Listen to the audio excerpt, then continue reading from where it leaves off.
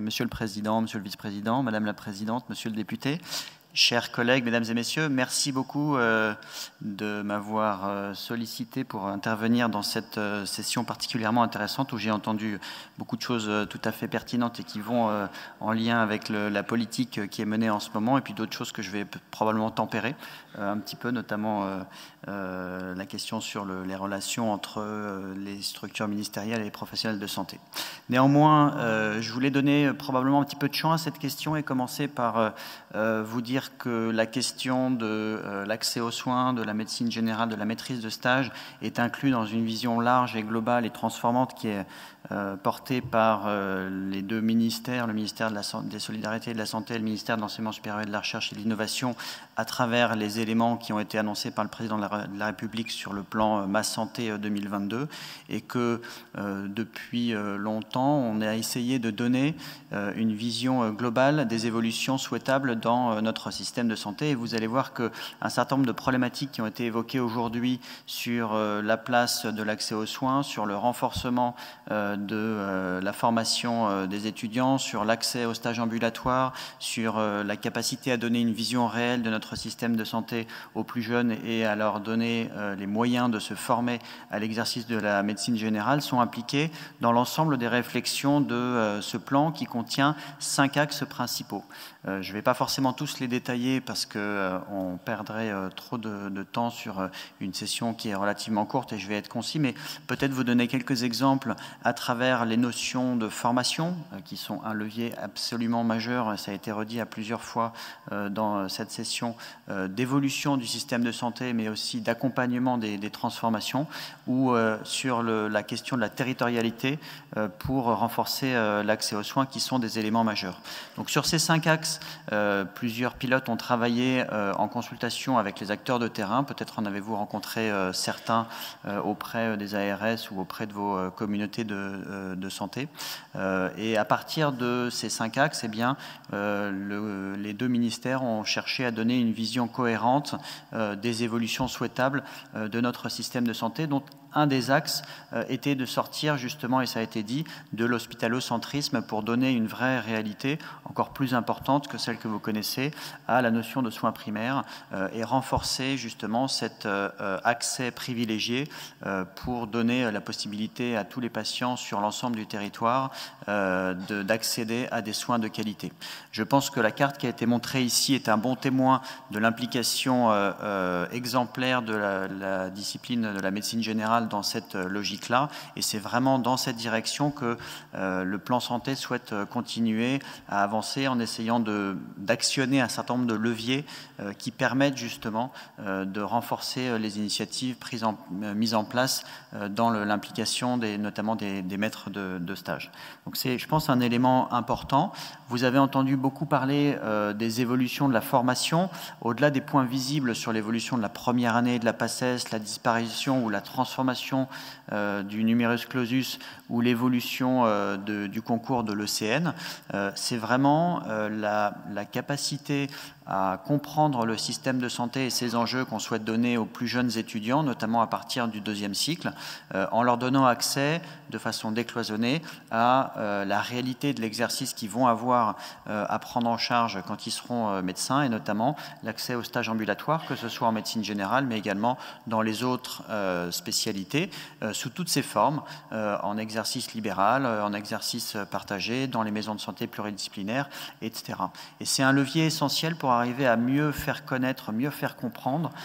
justement l'enjeu de mailler le territoire de ces relais d'accessoires primaires, à condition qu'ils soient pensés de façon globale et pas uniquement en allant mettre des étudiants dans des terrains de stage en dehors de l'hôpital, mais bien, comme ça a été dit, d'avoir une vraie stratégie de formation des professionnels de santé qui vont les accueillir, d'intégrer dans cette stratégie de formation des éléments transversaux, évidemment sur la pédagogie, évidemment sur les aspects thématiques de prise en charge, charge, mais aussi sur la notion de suivi des étudiants, sur la notion d'évaluation partagée des étudiants et des terrains de stage, et sur la notion de bien-être dans l'apprentissage, qui est un élément central de nos études et un point d'attention des deux ministères. Donc ça, c'est un point qui est vraiment transversal dans cette vision de la formation. La question du projet professionnel va être renforcée également avec la disparition de l'examen classant national qui sera remplacé par une épreuve de connaissances, mais surtout une épreuve de compétences qui valide là aussi l'implication pédagogique très importante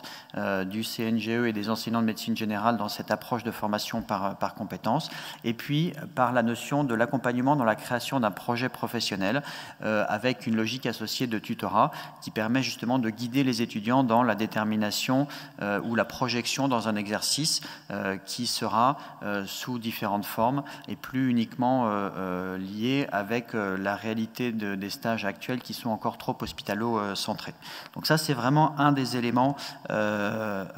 transversal de la vision de la formation et qui répond justement à comment est-ce qu'on arrive à engager encore plus d'étudiants, comment est-ce qu'on rend attractif ces éléments-là, en plus des éléments qu'on peut actionner sur la notion de carrière professionnelle, d'exercice coordonné, etc. Je pense que, et je voudrais saluer ici l'implication qu'on voit à travers les données qui ont été présentées et à travers les réalités de terrain, l'évolution du nombre et de la qualité de suivi des maîtres de stage, saluer l'implication réelle et les efforts importants qui ont été faits des médecins généralistes et des maîtres de stage justement pour accompagner ce mouvement depuis plusieurs années. Et on voit l'augmentation constante du nombre de maîtres de stage et notamment l'augmentation importante des maîtres de stage pour les SASPAS, qui est une augmentation encore plus importante que les années précédentes, qui témoigne justement de cette implication, de votre implication dans ces stratégies-là. Je pense que la maîtrise de stage est un des éléments centraux qui a été développé, mais qu'elle peut se concevoir dans une vision plus globale de la formation des étudiants et de l'accompagnement des étudiants en deuxième et en troisième cycle, qui inclut évidemment cet élément de maîtrise de stage, mais qui inclut de façon coordonnée une vision qui associe d'autres éléments, notamment la possibilité d'ouvrir les formations sur les aspects transversaux et plus uniquement thématiques autour de la pédagogie, autour du suivi des étudiants, autour de la notion de bien-être, autour de la notion de tutorat et d'accompagnement personnalisé, d'ouvrir également et d'intégrer les acteurs de la formation que sont les universités dans cette logique-là, qui permet justement de coordonner avec les éléments d'évolution du troisième cycle, notamment, et puis de pouvoir imaginer qu'un jour, l'ensemble des étudiants de troisième cycle qui s'engagent dans la médecine générale pourraient par exemple avoir un accompagnement ou des formations spécifiques qui leur permettent, à partir du moment où ils ont terminé leur troisième cycle et qui vont s'installer au sein de leur exercice, d'accueillir des étudiants de deuxième cycle, voire de troisième cycle, assez rapidement dans des programmes de formation qui sont là aussi coordonnés dans une stratégie globale. Donc c'est bien cette évolution que les ministères souhaitent renforcer. Et il y a réellement une vision partagée sur l'importance de la maîtrise de stage et sur l'importance des éléments associés qui peuvent permettre justement d'avoir une vision globale de la formation, notamment des étudiants en deuxième et en troisième cycle. Une des questions importantes, ça va être quels vont être les leviers qui vont permettre de continuer à développer cette stratégie. Et le ministère ne cherche pas forcément à avoir, mais bien à concerter ou à discuter avec les partenaires et les parties prenantes pour avoir les retours de terrain sur les leviers qu'on peut actionner, quels sont les éléments qui peuvent faciliter l'accès à ces maîtrises de stage, quels sont les éléments qui sont bloquants et qu'il va falloir lever. Et donc il y a eu un certain nombre d'échanges autour de ça et je pense que c'est important d'arriver à les continuer dans cet objectif commun justement de développer cette stratégie. Et puis, évidemment, il y a beaucoup de questions auxquelles je n'aurai pas forcément toutes les réponses aujourd'hui sur notamment l'intégration dans la réforme du troisième cycle, la question d'une quatrième année. Je pense que, comme pour les autres spécialités pour lesquelles vous avez vu certaines durées de DES ont évolué récemment, la question centrale, c'est quels objectifs, quelles conditions et quels accompagnements. Et à partir de ce moment-là, la discussion peut être ouverte pour arriver à comprendre les enjeux d'arriver à